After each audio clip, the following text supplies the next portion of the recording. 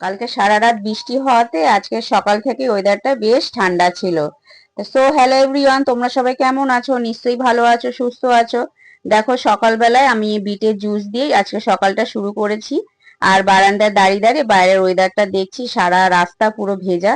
সকালে আজকে জলখাবার বানাতে গেলাম, তা ভাই বললো জলখাবার আর বানাস না, ও কচুরি, আলুর তরকারি আর জিলেপি নিয়ে এসেছে।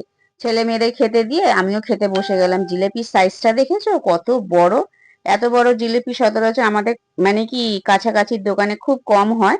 তো ও এনেছে একটু দূরের থেকে। তা যাই হোক, জলখাবারটা খেয়ে নিয়ে ভাতটা বসিয়ে দিয়েছি। এখন ভাতটা জানো তো, ভাত, ডিম সেদ্ধ, ডাল এগুলো ইন্ডাকশনেই করি। তা ভাতটা হয়ে যাওয়ার পর আমি আর মা একটু চা খেয়ে নিলাম। চা খেয়ে তারপরে কি করেছি, ওপরের ঘরে চলে গেলাম। ওপরের ঘরটা যা তো কালকে রাতে বৃষ্টি হয়েছিল, সেই জন্য সত্যি কথা কি বলতো, বারান্দাটা বেশ ভেজা ভেজা ছিল। ভালো করে ঝাড় দিয়ে একটু মুছে নিয়েছি, ঘরদোর ঝাড় দিয়ে পরিষ্কার করে নিয়ে বিছানাটাও গুছিয়ে নিয়েছি। তারপরে আমি চলে গেলাম ছাদে। ছাদে গিয়ে দেখলাম, সত্যি কথা কি, আগের দিন যেহেতু কুমড়ো ফুলটা ফোটেনি, সেই জন্য আমি মনে মনে ভেবেইছিলাম আজকেই হয়তো ফুটবে কুমড়ো ফুলটা। তা গিয়ে সত্যি কথা গিয়ে আগে দেখলাম যে গাছে প্রচুর ফুল ফুটেছে, টগর ফুল, ওদিকে নয়নতারা, আর এই যে দেখো কুমড়ো ফুল। আর এই কুমড়ো ফুলের ওই ফাঁকে দেখেছো একটা গিরগিটি বসে আছে, আমি সত্যি খেয়াল করিনি।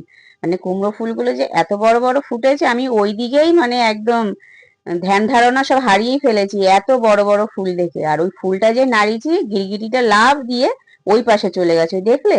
এবার আমি শুধু দেখছি আর কটা কুড়ি আছে, কবে ফুটবে। ওই যে দেখো গিরগিটিটা, আমিও দাঁড়িয়ে আছি, ও দাঁড়িয়ে আছে, আমিও মানে দাঁড়িয়ে দাঁড়িয়ে ওকে দেখছি, ও মানে আর চোখ করে আমাকে দেখছে। যাই হোক, তারপরে ও যেই ওখানেই দাঁড়িয়ে রয়েছে, আমি যে তুই দাঁড়িয়ে থাক, আমি তো আমার ফুলটাকে ছিঁড়ি। সত্যি কথা মানে আজকে কুমড়ো ফুল দুটো দেখে আমার মনে একদম মন ভরে গেছে। কত সুন্দর আর কত বড় সাইজ দেখেছো? আগের দিন যা তো ফুলটা একটু ছোট হয়ে গেছে, ছেলে বলল হ্যাঁ তুমি আমাকে কম ভাজা দিয়েছো। আমি বললাম না, ঠিক আছে, আজকে তোকে বেশি করেই ভাজা দেবো। তার নিচে এসে দেখি যে মা ডিমের ঝোলের জন্য ডিমের ঝোলের আলু, পেঁয়াজ আর ডিমটা তো আমি সেদ্ধ করেই রেখে গেছিলাম। তারপরে কি করলাম, ডিমটা ভালো করে ছাড়িয়ে তো দেখলি ছাড়ানোই ছিল, আমি ডিমটা একটু ভেজে নিলাম। ভেজে নিয়ে ওদিকে আমি কি করেছি, কিছুক্ষণ পরে মানে একটু হাঁপিয়ে গেছি, তারপরে এসে একটু মাখা সন্দেশ খেয়ে নিয়ে একটু জল খেয়ে নিলাম।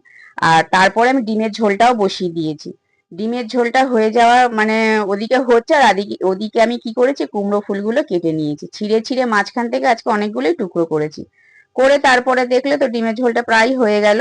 হয়ে যাওয়ার পরে দেখছি আজকে করেছি ওদিকে টমেটো চাটনি করেছি, আর এই যে হচ্ছে কুমড়ো ফুল ভাজা করেছি অনেকগুলো, একটু গাজরও কেটে নিয়েছি। আর ছেলে আবার মাঝখানে এসে কি করছে, ওই যে জিলেপি, জিলেপি আর কি টুকুস টুকুস করে ভেঙে ভেঙে খাচ্ছে। তারপরে আবার মা বাজার থেকে আবার কলমি শাকও নিয়ে এসেছে, মা বললো তাহলে একটু কলমি শাকও করি। আমি বললাম ঠিক আছে, তাহলে তুমি করো। তারপরে কি করলাম, আমি স্নান ধান করে ছাদে চলে গেছি জামা কাপড় মেলতে। আজকে সেরকম একটা রোদ ওঠেনি, কিন্তু তবু দেখলাম কি ঠিক আছে, জামা কাপড়গুলো বাইরে মেলে দিলে তো জলটা ঝরে যাবে, আর পায়রাগুলো তো চলেই আসে। তারপরে দেখো খাবার নিয়ে বসে পড়েছি। আর কুমড়ো ফুলটা খাওয়ার সময় ছেলে মেয়েকে দিতে সত্যি কথা আমি ভুলে গেছি, তারপরে ডেকে যখন দিচ্ছি ওরা তো বলছে হ্যাঁ আমাকে দাওনি কেন, আমাকে দাওনি কেন। তো যাই হোক, আমিও খেতে বসে গেলাম। শাকটাও বেশ ভালো লাগছে, কুমড়ো ফুলটাও বেশ ভালো লাগছে, আর শেষ পাতে চাটনি ছিল, সেইটাও ভালো। তা চলো, আজকের ব্লগটা এখানেই শেষ করছি। তা তোমরা ভালো থেকো, সুস্থ থেকো। তা এখনকার মতো টাটা।